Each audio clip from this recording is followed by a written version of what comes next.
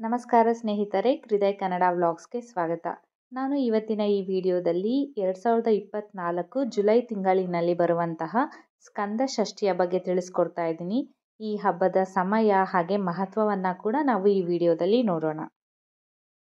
ಸ್ಕಂದ ಷಷ್ಠಿಯು ಹಿಂದೂ ಹಬ್ಬವಾಗಿದ್ದು ಭಗವಾನ್ ಶಿವ ಹಾಗೆ ಪಾರ್ವತಿ ದೇವಿಯ ಮಗನಾದ ಸ್ಕಂದ ಅಥವಾ ಕಾರ್ತಿಕೇಯ ಅಂತ ಕರೆಯಲ್ಪಡುವ ಮುರುಗನ್ಗೆ ಸಮರ್ಪಿತವಾಗಿದೆ. ಮುರುಗನ್ನ ಗಣೇಶನ ಸಹೋದರ ಅಂತ ಕೂಡ ಪರಿಗಣಿಸಲಾಗಿದೆ. ಸ್ಕಂದ ಷಷ್ಠಿಯನ್ನು ಪ್ರತಿ ತಿಂಗಳು 6ನೇ ದಿನ ಅಥವಾ ಶುಕ್ಲ ಪಕ್ಷದ ಷಷ್ಠಿ ತಿಥಿಯಂದು ಆಚರಿಸಲಾಗುತ್ತದೆ. ಶುಕ್ಲ ಪಕ್ಷ ಷಷ್ಠಿಯ ದಿನದಂದು ಬಹಳಷ್ಟು ಭಕ್ತರು ಉಪವಾಸ ಮಾಡುತ್ತಾರೆ. ಸ್ಕಂದ ಷಷ್ಠಿ ವ್ರತಕ್ಕೆ ಷಷ್ಠಿ ತಿಥಿಯನ್ನು ಪಂಚಮಿ ತಿಥಿಯೊಂದಿಗೆ ಸಂಯೋಜಿಸಿದ ದಿನವು ಆದ್ಯತೆ ಎಂದು ದೃಕ್ ಪಂಚಾಂಗ ಹೇಳುತ್ತದೆ. ಆದ್ದರಿಂದ ಪಂಚಮಿ ತಿಥಿಯಂದು ಸ್ಕಂದ ಷಷ್ಠಿ ವ್ರತವನ್ನು ಆಚರಿಸಬಹುದು.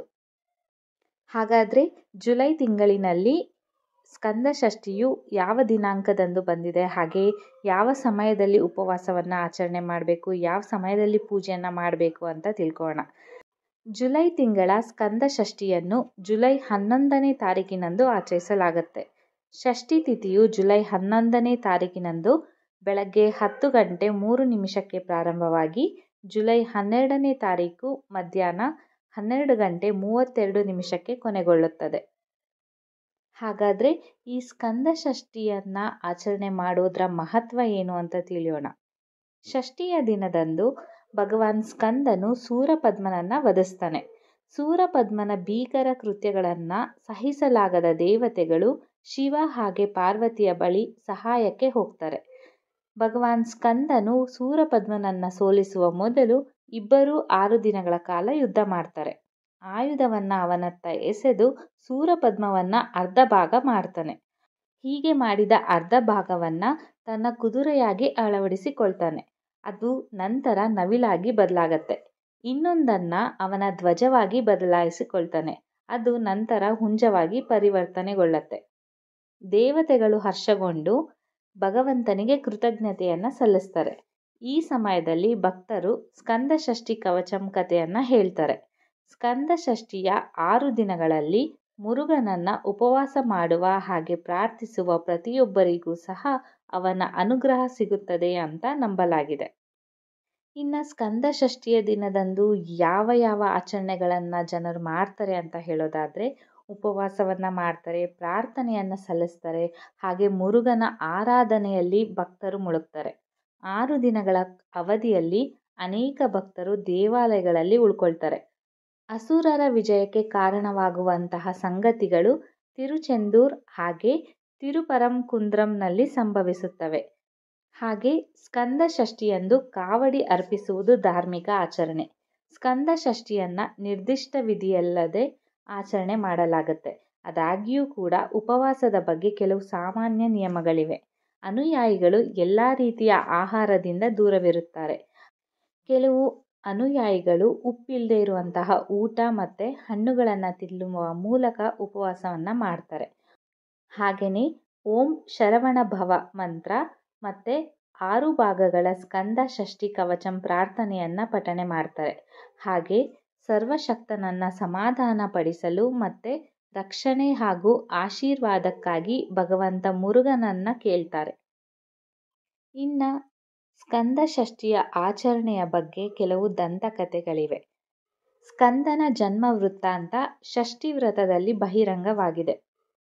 ಒಮ್ಮೆ ದೇವತೆಗಳು ಬ್ರಹ್ಮನ ಬಳಿಗೆ ಹೋಗಿ ರಾಕ್ಷಸ ತಾರಕಾಸುರನಿಂದ ಸಮಾಧಾನವನ್ನು ಕೋರ್ಕೊಳ್ತಾರೆ. ಪ್ರೀತಿಯ ದೇವತೆಯಾದ ಕಾಮ ಮತ್ತು ಪಾರ್ವತಿಯ ಸಹಾಯವನ್ನು ಪಡ್ಕೊಳ್ಳಿ ಅಂತ ಬ್ರಹ್ಮನು ಸಲಹೆ ಕೊಡ್ತಾರೆ. ಪಾರ್ವತಿಯು ಸಹಾಯ ಮಾಡಲು ಒಪ್ತಾಳೆ. ಹಾಗೆ ಶಿವನ ಆಳವಾದ ಏಕಾಗ್ರತೆಯ ಸ್ಥಿತಿಯಲ್ಲಿದ್ದಾಗ ಅವನ ಗಮನವನ್ನು ಸೆಳೆಯಲು ತೀವ್ರ ತಪಸ್ಸಿಗೆ ಒಳಗಾಗ್ತಾಳೆ. ಇದರಿಂದ ಶಿವನು ಅಂತಿಮವಾಗಿ ಉದ್ರೇಕಗೊಳ್ತಾನೆ. ಹಾಗೆ ಕಾಮದೇವನು ಅವನಿಗೆ ಪ್ರೀತಿಯ ಬಾಣಗಳನ್ನು ಹೊಡಿತಾನೆ. ಮತ್ತು ಅವನ 3ನೇ ಕಣ್ಣಿನ ಕೋಪದ ಬೆಂಕಿಯು ಕಾಮದೇವನನ್ನು ಬೂದಿ ಮಾಡತ್ತೆ. ಪಾರ್ವತಿಯ ತಪಸ್ಸು ಮತ್ತು ಕಾಮನ ತ್ಯಾಗ ಯಶಸ್ವಿಯಾಗತ್ತೆ. ಅವನ ಸಮಾಧಿಯಿಂದ ಶಿವನು ಗಾಬರಿಗೊಳ್ತಾನೆ. ಆದರೆ ಅಗ್ನಿಯ ಬಾಯಿಗೆ ಬೀಳುವ ಸುಡುವ ಬೀಜದ ತುಣುಕುಗಳನ್ನು ಯಾರೂ ಕೂಡ ತಡೆದುಕೊಳ್ಳಲು ಸಾಧ್ಯವಾಗಿರಲಿಲ್ಲ. ನಂತರ ಅವುಗಳನ್ನು ಗಂಗೆಯಿಂದ ಎತ್ತಿಕೊಂಡು ಸಾರಾ ಅರಣ್ಯಕ್ಕೆ ಎಸೆಯಲಾಗತ್ತೆ. ಸ್ಕಂದ ತಪಸ್ಸಿನಿಂದ ಶಿವನ ಪರಿಶುದ್ಧ ಶಕ್ತಿಯು ಉಳಿಯುತ್ತೆ. ಕೃತಿಕೈ ಸ್ಕಂದನ ತಾಯಿ. ಕಾರ್ತಿಕೇಯ 6 ನವಜಾತ ಶಿಶುಗಳಾಗಿ ವಿಭಜಿಸಲ್ಪಟ್ಟವರು. ಪ್ರತಿಯೊಂದನ್ನು 6 ವಿಭಿನ್ನ ತಾಯಿಯಂದರು ನೋಡ್ಕೊಳ್ತಾರೆ. ತರುವಾಯ ಅವರು ಒಂದೇ ದೇಹದ ಮೇಲೆ 6 ಮುಖಗಳನ್ನು ಹೊಂದಿರುವ ಷಣ್ಮುಖನ ರೂಪವನ್ನು ಪಡೆಯುತ್ತಾರೆ. ಇನ್ನು ಷಣ್ಮುಖ ಬಲಶಾಲಿ ಹದಿಹರೆಯದ ಕುಮಾರನಾಗಿ ರೂಪಾಂತರಗೊಳ್ತಾನೆ.